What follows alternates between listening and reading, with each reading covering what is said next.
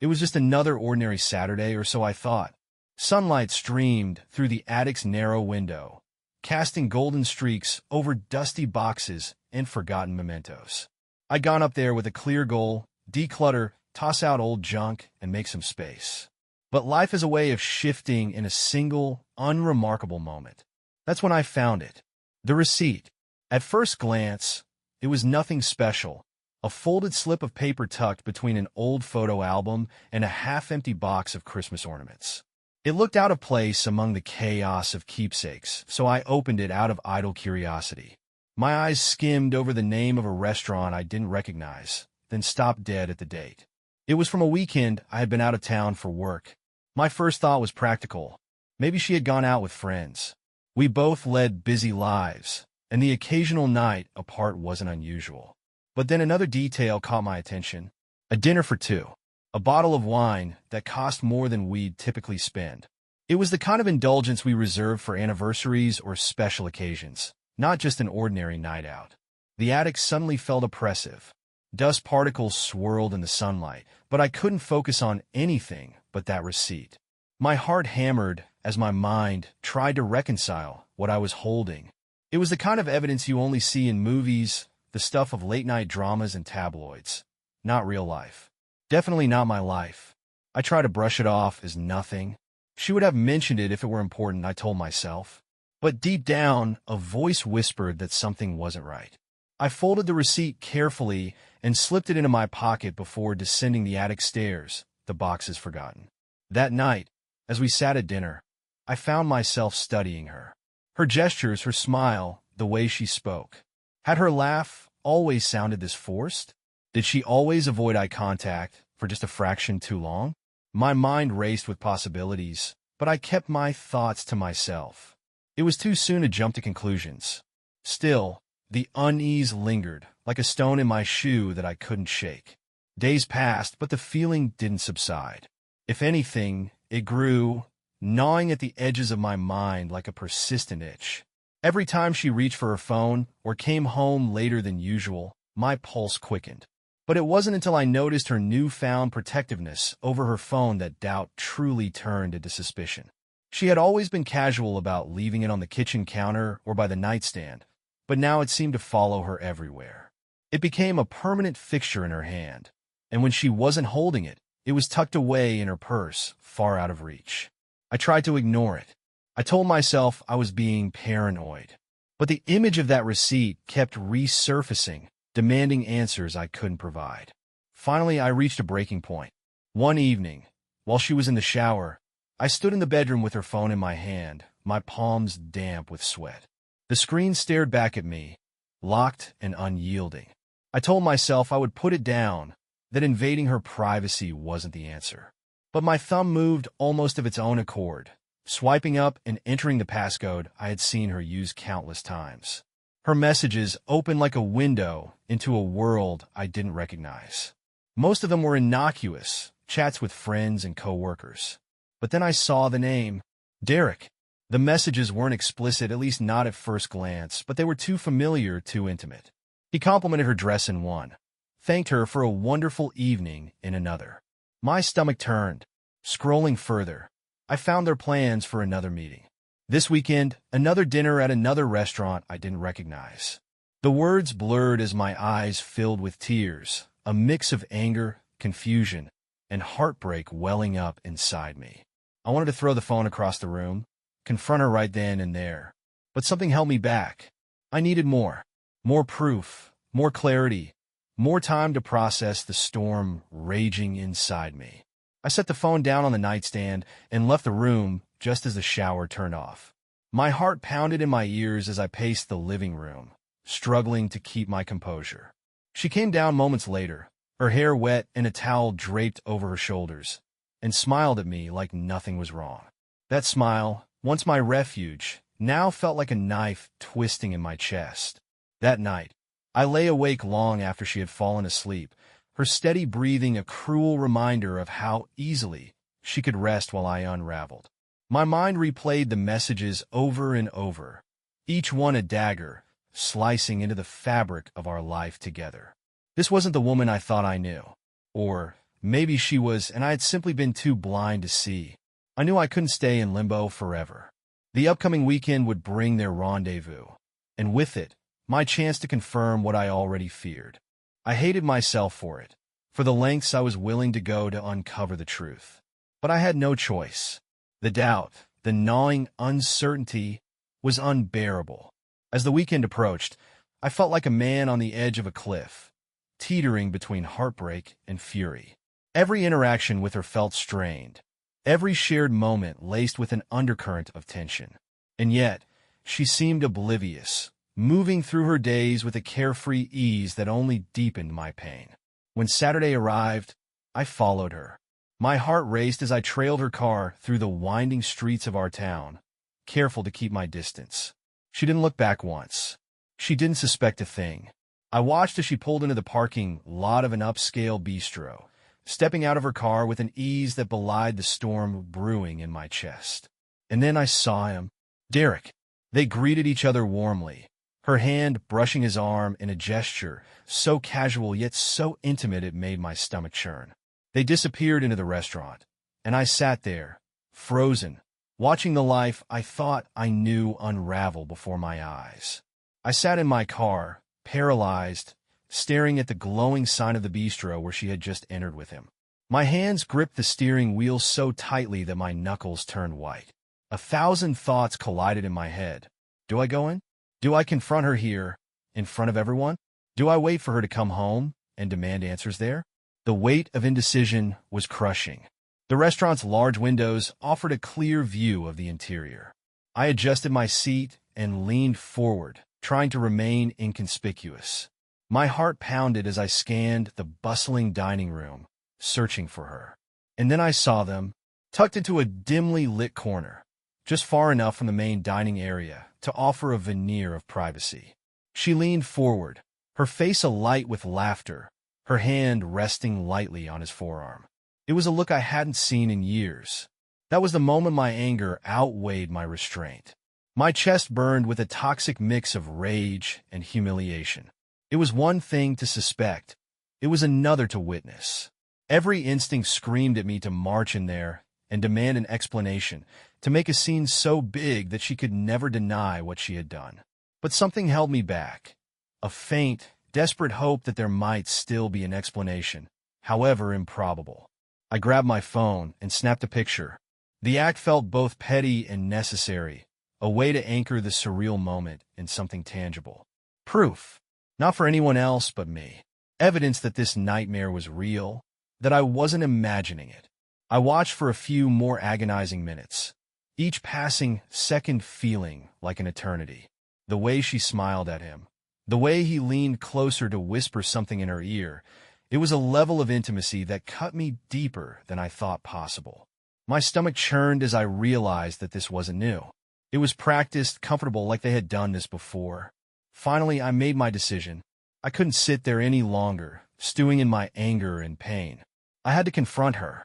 I stepped out of the car, my legs shaky but fueled by adrenaline. The cool night air bit at my skin, but I barely noticed. My vision narrowed, tunnel-like, as I approached the entrance of the bistro. The hostess greeted me with a polite smile, but I barely heard her as I walked past, scanning the room for their table. A couple seated near the entrance looked up, startled, as I passed by with purposeful strides. My focus zeroed in on her. She noticed me almost instantly. Her laughter froze in her throat as her eyes met mine. For a moment, there was pure shock on her face. Then, just as quickly, it shifted into panic. Derek turned to see what had caused her change in demeanor, his expression shifting from confusion to unease as he took in my presence. He must have known who I was. He had to. I stopped just short of their table, my chest heaving as I struggled to keep my emotions in check. The restaurant fell into an uneasy hush, the murmurs and clinking of cutlery fading as diners turned to watch the scene unfold. I could feel their eyes on me, 100 silent witnesses to the unraveling of my life. She opened her mouth as if to say something, but no words came out. Her face was pale, her fingers trembling slightly as she reached for a glass of wine. Derek looked at her, then back at me, his discomfort growing with every passing second.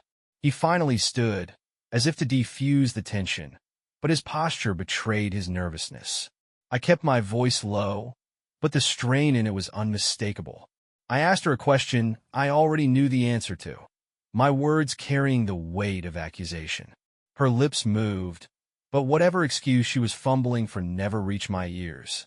My attention shifted to Derek, who now looked like he wanted to sink through the floor. I asked him how long this had been going on. The silence stretched, unbearable and damning. She finally spoke, her voice trembling as she tried to explain. But the words felt hollow, a desperate attempt to salvage a situation that had already spiraled out of her control. My mind raced, replaying every lie, every deflection, every moment she had taken from me. The room felt smaller, the walls closing in as the weight of her betrayal pressed down on me. I turned to leave, unable to bear another second in that place. She called after me, but I didn't stop. My world had already shattered. What else could she possibly say to fix it? As I stepped outside, the cool air hit me like a slap. My hands shook as I fumbled for my car keys, the adrenaline still coursing through me. I climbed into the driver's seat and slammed the door, gripping the steering wheel as I tried to steady my breathing. Inside the bistro, I could still see them through the window. She had her head in her hands, and Derek sat frozen, unsure of what to do. The sight filled me with equal parts anger and sorrow. This was the woman I had loved, the life I had built, reduced to a spectacle for strangers. I drove home in silence, the sound of the engine and the occasional turn signal, the only things breaking the quiet. My mind was a storm of emotions: rage, grief, betrayal. By the time I pulled into the driveway, I felt drained, hollowed out. I sat there for a long time, staring at the darkened windows of the house we had shared for years, wondering how it had all gone so wrong. The house was silent when I stepped inside, save for the faint hum of the refrigerator in the kitchen. The stillness felt oppressive, the kind that settles when something monumental has just taken place. It was as if the walls themselves knew what had happened and were waiting to collapse under the weight of it. I dropped my keys on the counter, the sound unnaturally loud in the emptiness, and sank onto the couch. My body felt leaden, the adrenaline that had carried me through the confrontation now replaced with exhaustion. My mind raced with fragments of what I had seen and heard. The image of her face when she saw me still burned into my memory. Shock, panic, guilt. A part of me wanted to confront her again, to demand explanations, apologies, anything that could make sense of the chaos she had unleashed. But what could she say? What words could she possibly conjure to undo the betrayal, to erase the image of her with another man? There was nothing, and that realization was a fresh wound, cutting deeper than I thought possible. I couldn't sleep that night. Every time I closed my eyes, I saw them together, heard her laughter, imagined every moment I hadn't seen. My mind filled in the gaps with cruel precision, piecing together a narrative that I could neither confirm nor escape. I tossed and turned, the sheets twisted around me like a straitjacket.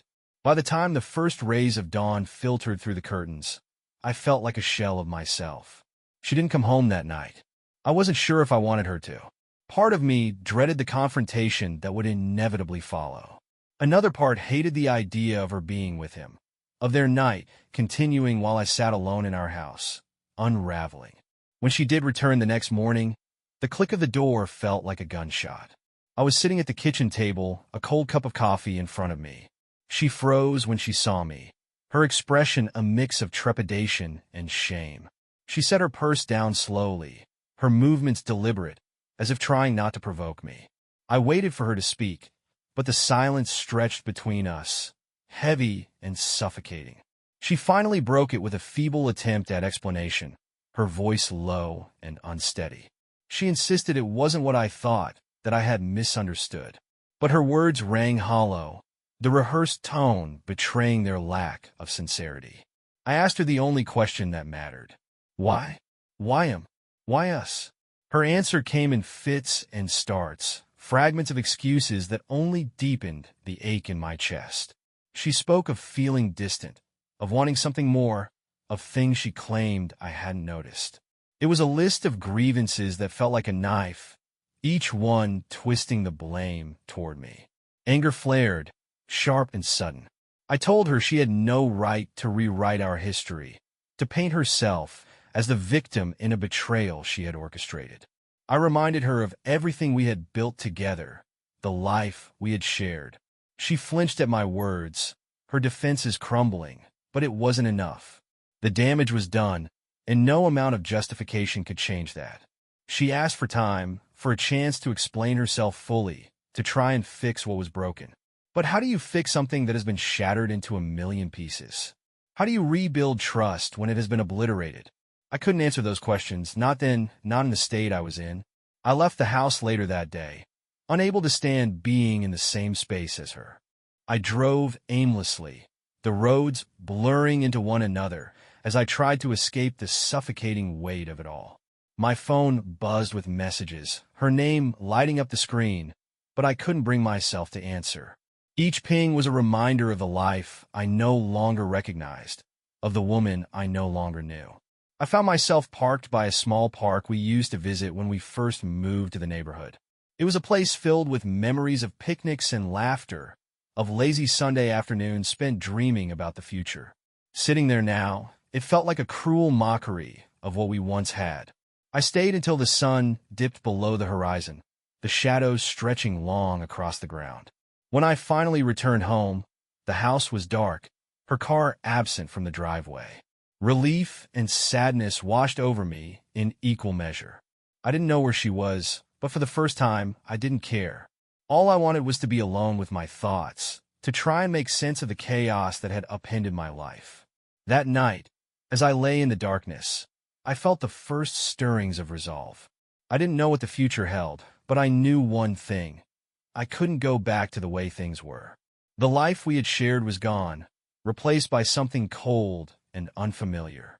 And if she had made her choice, then it was time for me to make mine. The days that followed felt like walking through a fog, the world muted and colorless. Every routine task, pouring coffee, folding laundry, answering emails, felt surreal, as though I were watching myself from a distance. My mind replayed the confrontation at the restaurant on an endless loop, each detail sharper and more unbearable with every repetition. She tried reaching out. Her text started as tentative, small apologies and requests to talk. When I didn't respond, they grew longer, more insistent. I ignored them all. Each buzz of my phone felt like a jab, a reminder of the betrayal I couldn't yet fully process. The sight of her name on the screen sent a wave of nausea through me, so I eventually turned my phone off altogether. One night, I returned home late to find her waiting in the living room.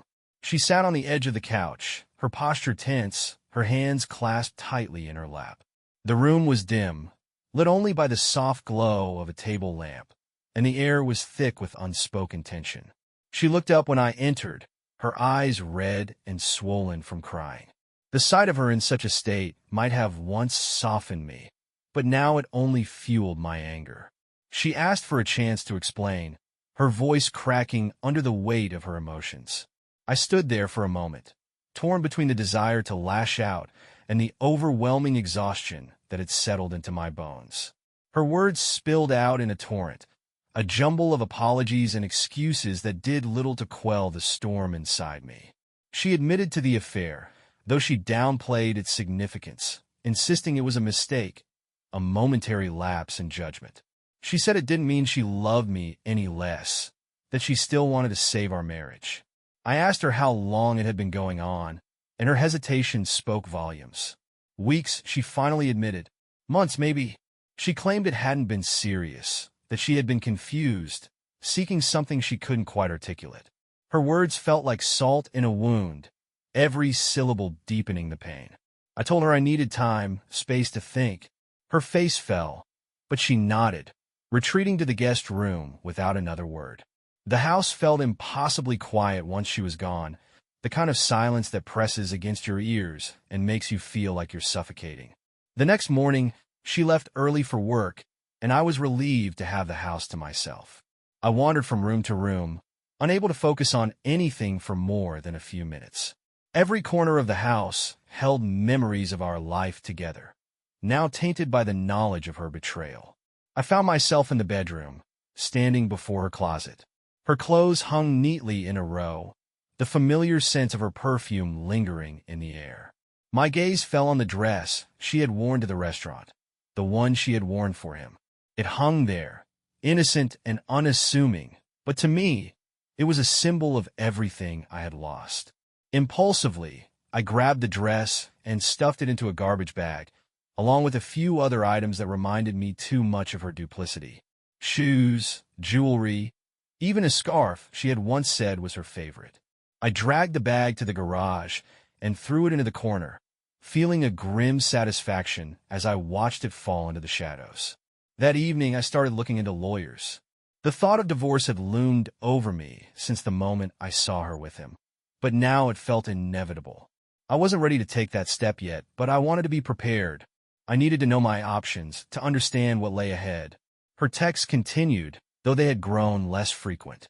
When she was home, we barely spoke, existing as strangers in the same space. The once comfortable rhythm of our lives had been replaced with a brittle, uneasy silence. I caught her watching me sometimes, her eyes filled with an emotion I couldn't quite read. Guilt? Regret? Fear? It didn't matter. Whatever she felt, it wouldn't change what she had done. One night, I couldn't take it anymore. I packed a bag and left without telling her where I was going. I drove aimlessly for hours before ending up at a small motel on the edge of town. The room was plain and unremarkable, but it offered me the solace of solitude. I spent the night staring at the ceiling, replaying the events of the past weeks, and trying to imagine a future without her. The next morning, I woke to a flurry of missed calls and messages from her.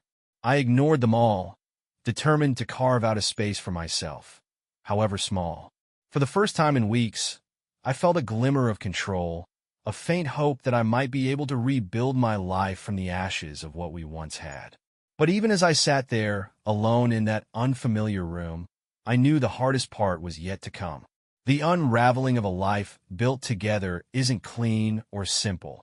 It's a slow, painful process, one that forces you to confront not only the person who betrayed you, but also the parts of yourself you lost along the way. The days bled into one another, each one an endless loop of avoidance and reflection. I stayed at the motel longer than I'd planned, the cheap curtains drawn against the outside world. The air in the room was stale, heavy with the scent of disinfectant and something faintly sour, but I couldn't bring myself to leave. It was a cocoon of sorts, a place where I didn't have to face the life waiting for me back home. Her messages became more sporadic, their tone shifting from desperate pleas to a resigned quiet. The last one simply said that she hoped I was safe, that she wanted to talk whenever I was ready. I didn't reply. What could I say? That I wasn't safe? That every time I closed my eyes, I saw her with him? That the foundation of my life had crumbled beneath me, leaving nothing but rubble and dust? One evening, as the orange glow of the setting sun filtered through the thin curtains, I sat on the edge of the bed with my phone in hand. I stared at the screen, at the number of a lawyer I'd found online. I hadn't called yet, but the time had come. I couldn't live in limbo forever. The weight of indecision was crushing me, and the thought of prolonging this misery any longer was unbearable. I dialed the number, my hands trembling as I pressed the phone to my ear. A calm voice answered, professional but not unkind. We scheduled a consultation for the following day, and when I hung up, I felt a strange sense of relief. It wasn't joy, or even hope, but a small flicker of resolve. I had taken a step, however small, toward reclaiming my life. The next day, I found myself sitting across from the lawyer, a middle-aged man with a kind face and sharp eyes. He listened patiently as I explained the situation, his hands folded neatly on the desk in front of him. When I finished, he nodded, his expression thoughtful. He explained my options in detail, laying out the potential paths forward. The practicality of it all was almost comforting. It was a reminder that there was a way through this, a process to follow, even if it felt insurmountable now. By the time I left his office, I had a clearer picture of what needed to be done, even if the road ahead still seemed daunting. When I returned to the motel, I sat on the edge of the bed, and stared at my reflection in the darkened TV screen. I looked tired, worn down, but there was something else there too, a flicker of determination I hadn't seen in weeks. I realized then that this wasn't just about her betrayal. It was about me, about the life I wanted to build for myself, about finding a way to move forward even as everything around me felt like it was falling apart. I decided to return home, not to reconcile, but to confront her one last time, to lay everything out in the open. The thought of facing her again filled me with dread, but it was a necessary step. I couldn't move on until I said what needed to be said. When I walked through the front door, the house felt different. The air was heavy, the silence oppressive. She was in the living room, curled up on the couch with a book in her lap. She looked up when she saw me, her eyes wide with a mix of surprise and relief. I sat across from her, my hands resting on my knees. I told her everything I had been feeling, the anger, the heartbreak, the sense of betrayal that had consumed me since the moment I saw her with him. I didn't shout or accuse. I simply laid it all bare, every raw emotion spilling out in a torrent of words that left me feeling both drained and strangely lighter. She listened, tears streaming down her face, but I couldn't tell if they were tears of regret or simply the release of weeks of tension. When I finished, she tried to respond, to offer apologies and explanations, but I held up a hand to stop her. I told her it didn't matter anymore. What was done, and there was no going back. I told her I had spoken to a lawyer, that I was ready to move forward with a divorce. The words hung in the air between us, heavy and final.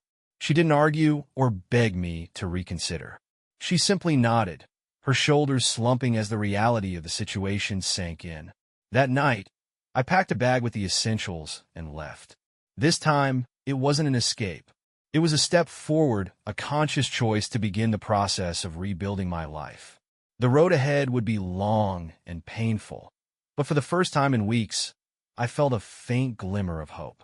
As I drove away from the house that had once been my home, I realized that I wasn't just leaving her behind. I was leaving behind the man I had been, the life I had clung to so desperately. I didn't know who I would become or what the future held, but I knew one thing for certain. I was ready to find out. Moving out felt like stepping into a void. The house had always been more than just walls and a roof. It was a testament to the life we had built, every corner filled with memories of laughter, love, and dreams we once shared. Leaving it behind was necessary, but it was like tearing away a part of myself. Each mile I drove felt heavier, the echoes of my decision reverberating in my chest. I found a small apartment on the outskirts of town, a modest space that was nothing like the home I had left. The beige walls were bare, the furniture functional, but uninspired. Yet there was a strange solace in the simplicity of it. It was a blank canvas, a chance to start over, even if I wasn't sure what I was supposed to paint. The first few nights were the hardest. The quiet was suffocating, amplifying the thoughts I tried to suppress. Memories of her came unbidden. The way her laughter once lit up a room, the small rituals we shared, like making coffee together in the mornings. Each memory was a dagger, a reminder of what was lost and what could never be reclaimed. I spent those nights pacing the apartment, my footsteps echoing against the bare floors. Sleep eluded me, and when exhaustion finally took over, my dreams were filled with fractured images of her, of him, of the life that had unraveled before my eyes.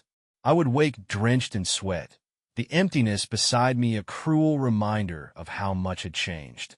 Work became my refuge. Throwing myself into projects offered a temporary escape, a way to silence the relentless churn of my thoughts. My colleagues noticed the change in me, but were kind enough not to pry. I wasn't ready to share the truth, to expose the raw wound of betrayal to anyone else. Despite my best efforts, the world around me was a constant reminder of her. A song on the radio, a couple holding hands at the park, even the smell of her favorite coffee blend at the corner cafe. It all pulled me back to her. I hated how much power those small things held over me, how they could reduce me to a hollow ache with no warning. She reached out a few times in the weeks after I left. Her messages were careful, measured, as though she were walking on eggshells. She didn't beg for reconciliation, didn't make grand declarations of love. Instead, she asked how I was doing, if I was okay. Her words felt hollow, a futile attempt to bridge a chasm that could never be crossed. I didn't respond. I couldn't. Every word she sent felt like another twist of the knife, a reminder that her betrayal wasn't just a momentary lapse, but a choice she had made repeatedly. There was nothing left to say. My lawyer updated me on the divorce proceedings. It was progressing smoothly, too smoothly almost. She hadn't contested anything, hadn't fought for more than what was fair. It felt like an admission of guilt, her silent way of acknowledging that she had destroyed what we had built. One evening, as I sorted through boxes I had brought from the house, I found an old photo album. The cover was worn, the corners frayed from years of use. I hesitated before opening it, knowing the pain it would bring, but I couldn't resist. The pictures inside were a chronicle of our life together. Smiling faces, sunlit vacations, quiet moments at home. Each image felt like a ghost, a fragment of a life that no longer existed. I closed the album and set it aside, my chest tight with grief.